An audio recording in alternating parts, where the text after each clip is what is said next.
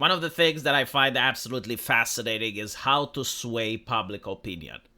It's an art form.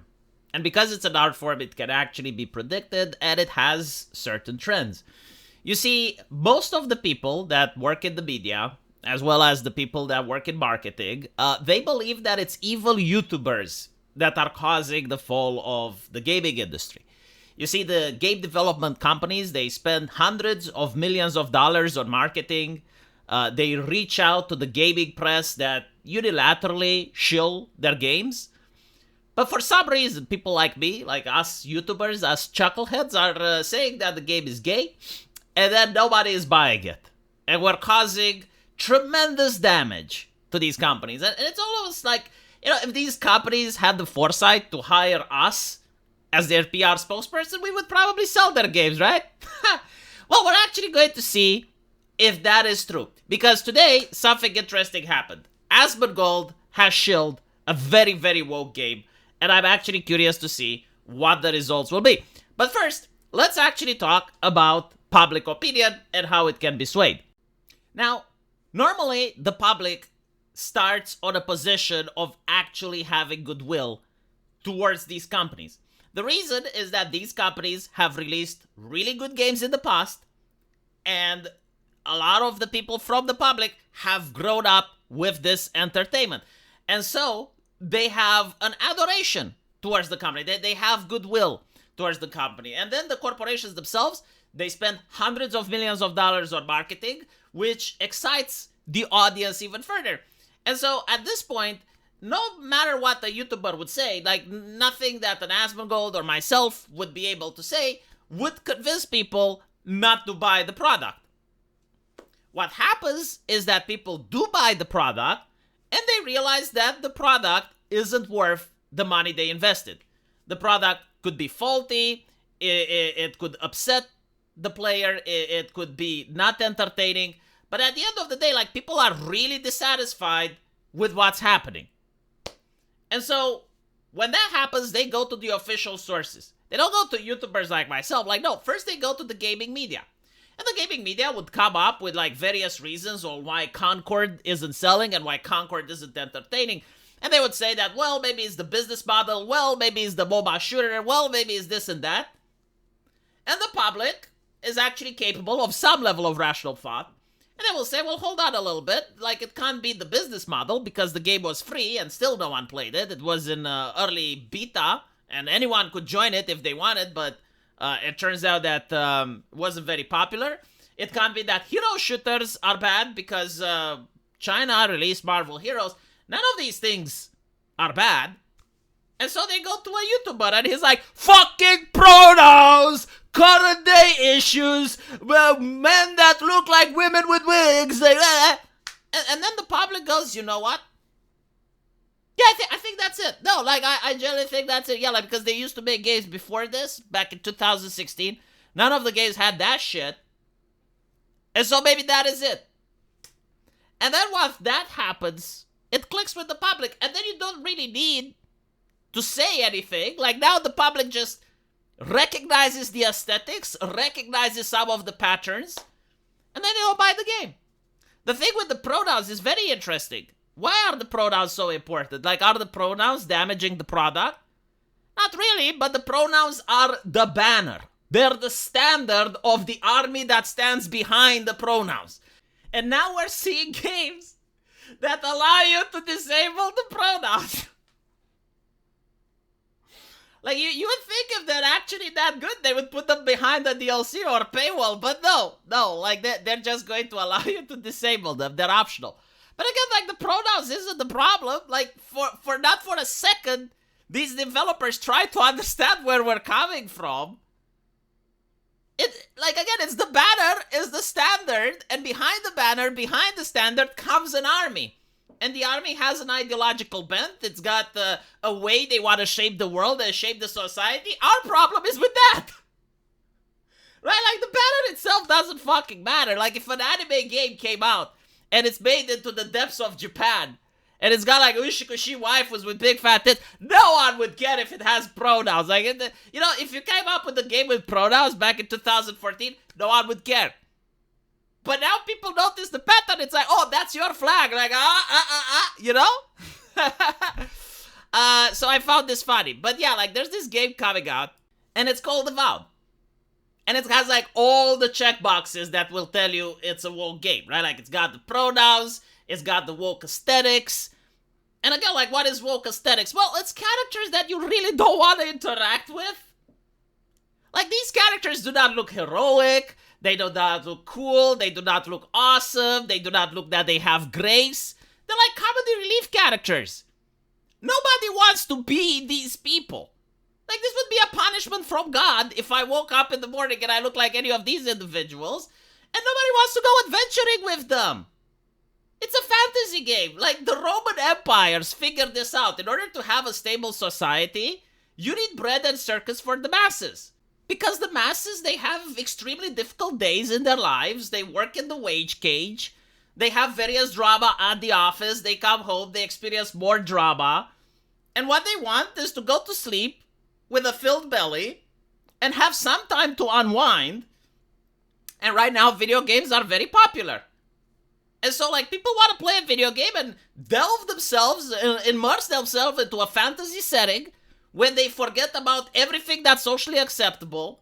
And in their fantasy setting, they play an orc and they decapitate a couple of people and maybe they do some banter. And that's called unwinding, so that they can go to sleep and wake up for the next day that's actually difficult and they have to deal with. But recently, it seems that the bread is very expensive and the circus is kind of gay. And so people are very unhappy, right? Like, when you look at this, nobody wants to go adventuring in a fantasy with these individuals. Like, it's a fantasy. Imagination is the limit. Why go with these people when you can go with a big titty waifu and explore a dungeon? Why would you settle yourself for this? And so, again, like, this is part of the woke aesthetic. Like, no one wants it. It doesn't sell toys. It doesn't sell keychains. It doesn't sell t-shirts.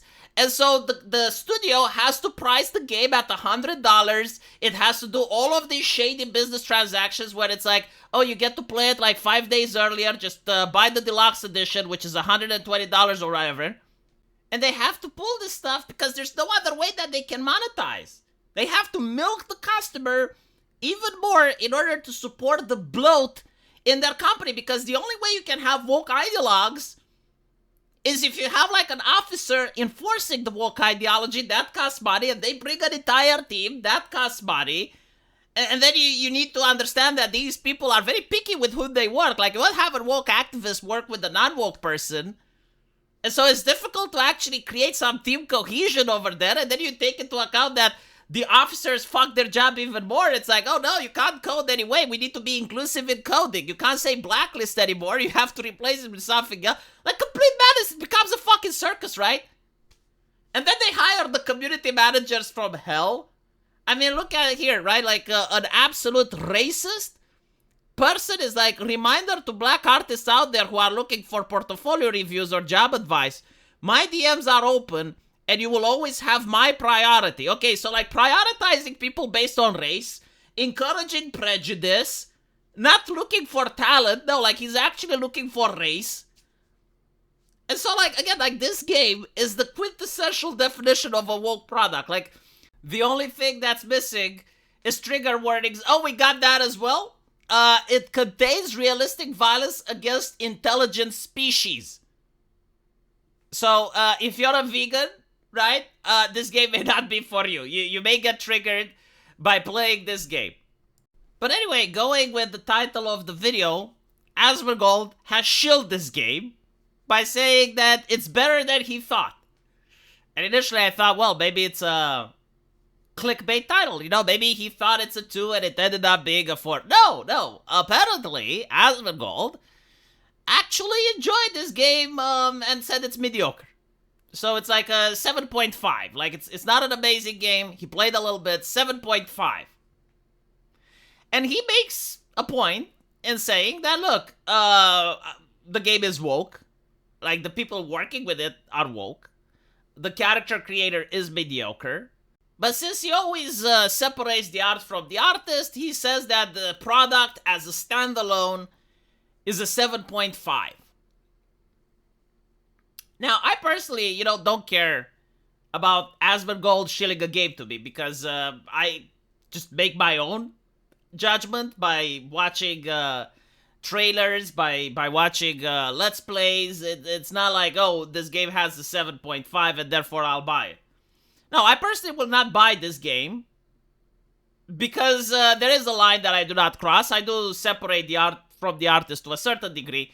But the moment I see a community manager saying unacceptable things, that's a hard line for me. Again, like, not everyone needs to have my morality, not everyone needs to have my takes. I understand some people don't like the fact that I think like this. But again, like, if a game is genuinely good, even if it has woke elements like Baldur's Gate 3, I don't have that much of a problem against it because no community manager came out to talk shit. Like, the moment a community manager talks shit about me, people that I care about, people that I'm associated with, that's my hard line. Okay? So, like, Baldur's Gate 3 was entertaining, didn't have a community manager talking shit, that's why I buy it. Don't look at me and decide if you should get a game just because I'm buying it or I don't. Right? Like, my job here is not to treat you like a child and tell you what you should and shouldn't do. You don't have to give me your wallet so that I can purchase entertainment for you. I think you can do that yourself. What my job is to inform people and to make predictions. So the last prediction that I made was that Kingdom Come Deliverance is a game that's actually going to sell. And the reason I made this prediction is because, again, Baldur's Gate 3 sold with the Normies. And so the culture really doesn't care if a game has a sex scene in it. If people would have focused on other aspects that were in the game, which were also woke, maybe people would have cared more. But, like, the criticism, it's got a gay sex scene in it. It's like, okay, Mass Effect had it. There were games before that had it. It's not going to get the consumer to not buy it. A lot of people were upset at me for making the prediction, but I don't think people understand what the prediction is. Like, I'm using previous patterns in order to tell you what will happen. And so in the case of Kingdom Come, I didn't buy it, but I said that the game is going to be popular, and it was. Regarding this game, it's actually difficult to make a prediction. Up until now, I would have said that the game will flop. There is just too much money invested in it, and nobody was hyped. I didn't see any amount of hype for this game. Everyone classified it as woke, and everyone was moving on. But now that Asmongold made the video, and now that Asmongold is saying that it's a 7, he doesn't even need to say that it's a 10. Like, just by saying it's a 7, I think we will notice an increase in the number of purchases. I don't know if it's enough to actually make the game return on investment, but I do think that you will see that Asmongold, whether you like it or not, he is the IGN. And it's not just him. It's other people you may not like. It's Actman. No, seriously, like, Actman, if he were to make a video promoting a game, he is influential. Asmongold is another person, Angry Joe. There's like a couple of people that, if they make a video and they say that a game is good, people will buy it. The thing is, like, as I mentioned before, like, you have the goodwill. And this game better be good. Because if people buy it and they realize that it's shit, the next time that these people will make a prediction, they will have less people that will buy it. And then the third time, if the second prediction was wrong, a lot of people will treat them the same way that they treat IGN. Personally, I have no idea. As I mentioned, I'm not buying this game. I'm not interested in it. It's unfortunate because it's actually the type of game that I like. But the fact that the community manager said the things that he did, hard no from me. We will see. I'm actually curious. I guess it will take, 1 month to be able to tell if the game was popular or not? I kind of err on the fact that it's actually going to be barely above the margin line. And this is due to Asmongold shilling it. But who knows? Let me know what you guys think. And don't forget to read the pinned comment in my comment section.